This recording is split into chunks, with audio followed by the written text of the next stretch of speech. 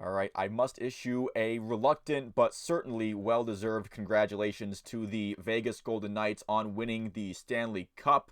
Maybe you like me when you're a team of fan of the Blue Jackets, you're maybe a little jealous of their instant success as an expansion team. Maybe you didn't like how they acquired some of their players. If that they would, if it meant jettisoning a fan favorite in order to make their team better, they would do that. They turned the salary cap into silly putty, which, while it is annoying to see a franchise play with what is supposed to be the rules of the league, it is the hallmark of a front office that knows what it's doing. And they go on to win Game 5 at home 9-3. So all of those moves paying off and helping them reach the mountaintop. And no doubt about it, in this one, it is important to say that Matthew Tkachuk did miss this game, and it was revealed that he played in Game 4 with a broken sternum, and that definitely wasn't the only thing he was playing with. It's the Stanley Cup Final. Almost all of these guys are playing through a little bit of something, but with the injuries that Tkachuk had, it was essentially impossible for him to be as impactful as he's been throughout this playoff run. But that does not take away a single bit from what Vegas accomplished here. In the game itself, Florida did start kind of hot, but Adin Hill made some big saves.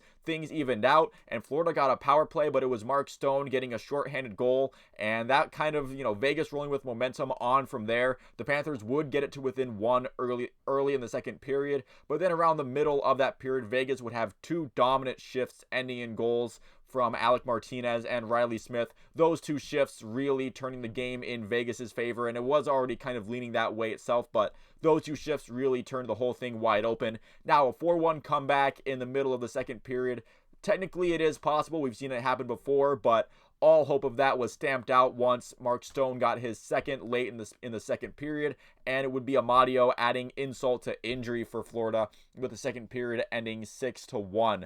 The third period was essentially played because it had to be. That's how long games go. But there really was no question as to who was coming out of that game on top in the third period at all.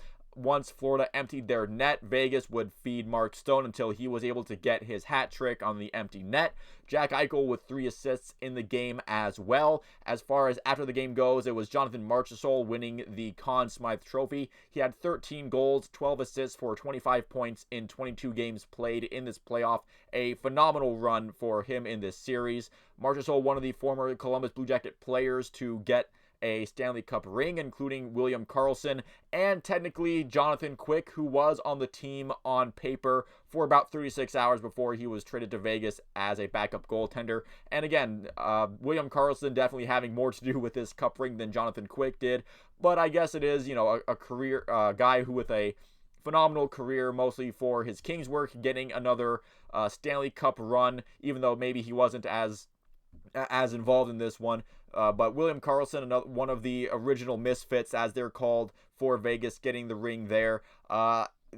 Just a phenomenal run from them. Obviously, you could tell that their team was stacked from head to toe. Really, that Edmonton series giving them some troubles, but once they got past Edmonton, it did feel like they were kind of on a run to the cup, where only the team of destiny that the Florida Panthers looked like they were might have stopped them, but it just proved too much for Florida. And on the side of the Panthers, their crazy Cinderella story ends. What a run it was, though, starting with the Boston comeback, right? Greatest regular season team. It looked like they were just going to be merely a waltz partner for Boston on their dance to the finals, but they come back down from 3-1. And in both the Toronto and the Carolina series, they dominated those teams early and up front. They won the first 3 games in both of those series. Toronto getting a victory in there before Florida gentlemen swept them. And in Carolina, it was just a straight up 4-0 sweep with just clutch goals and Bobrovsky being absolutely a madman. Obviously, the Tkachuk gamble has paid off. I mean, so far for Florida, I guess things could change on a heartbeat, but unless something wild happens, it looks like Matthew Tkachuk is going to be a very impactful player for the Panthers for a very long time.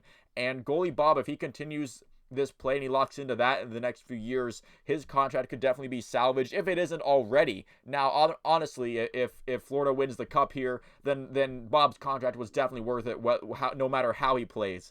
But even if he doesn't return to form in the upcoming years, I still feel like this run to the finals was still crazy enough and probably a joy to watch if you're a fan from Florida. I know it was crazy to watch just as a neutral observer.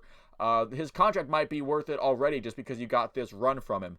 And whether or not goalie Bob returns to form, the future is still pretty bright for the Florida Panthers. Most of the impactful core is returning for at least the short term. Tkachuk and Barkov are both young and they're locked in for like forever.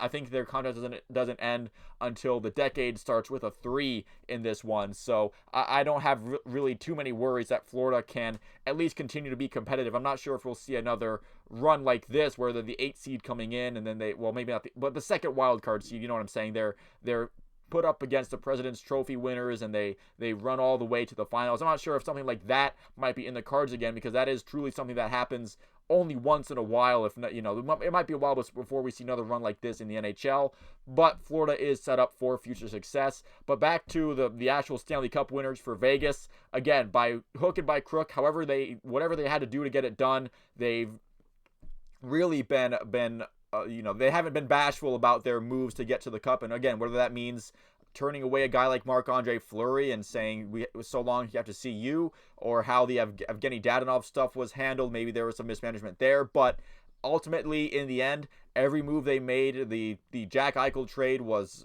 certainly a gamble because he knew that would create some cap issues. All of their moves, again, Jack Eichel, that's another storyline that I just, there's so many things going on that you just kind of, oh yeah, Jack Eichel, the guy who was essentially maligned out of his trade request from the Sabres, and they missed the playoffs with him the first year there where he's dealing with his injury, and how big of a mistake this is for Vegas. But Jack Eichel comes back the next year, has a fantastic season and a fantastic playoffs as well.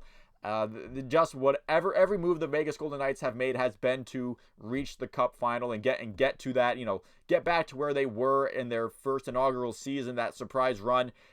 This run was not surprising at all because they won their division. They have the biggest, in terms of height, the biggest roster in the NHL. So this wasn't a surprising run, but to see what this expansion team has done, again, as a fan of the Blue Jackets, it does make me jealous and bitter, but I have no choice but to respect it now because that they've achieved the ultimate goal. And for this franchise, I guess the quest is now what it was after the first season, just get back to the Cup final and try to win another one, I suppose.